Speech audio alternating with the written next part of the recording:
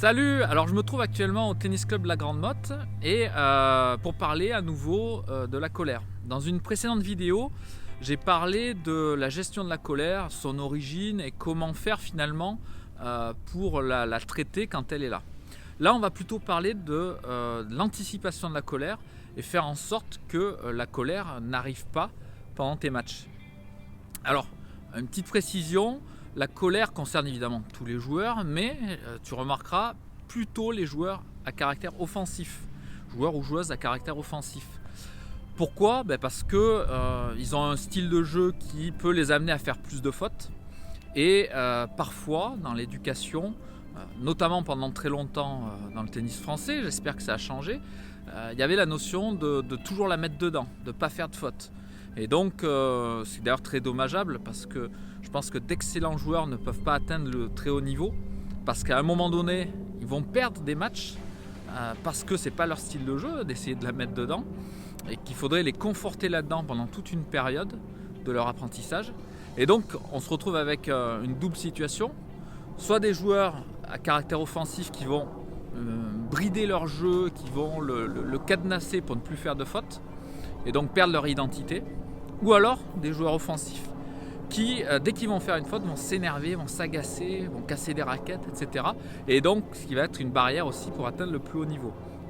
Donc, par rapport à ces questions-là, on va se focaliser un peu plus effectivement sur les joueurs à caractère offensif.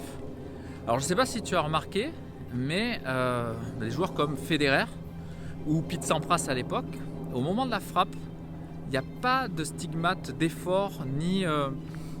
leur visage est vraiment neutre au moment où ils frappent la balle.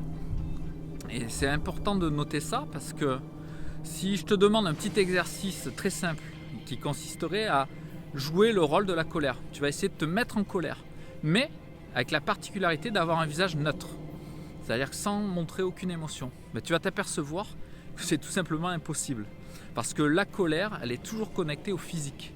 On ne peut pas se mettre en colère en étant neutre. Essaye, fais l'expérience, tu vas voir que c'est impossible. Donc mon conseil, qui est vraiment important, c'est qu'au moment de frapper, de manière la plus souvent possible, de le répéter le plus souvent possible, d'essayer d'avoir un visage le plus neutre possible, notamment au moment de la frappe, mais aussi en dehors. Ça permet finalement à la colère de ne pas arriver. Donc je te propose d'essayer ça et de me dire ce que tu en penses.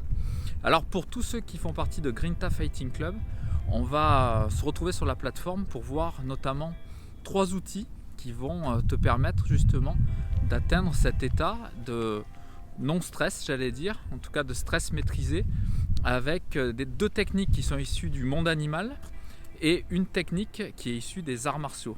Donc on se retrouve tout de suite. A plus, bye bye.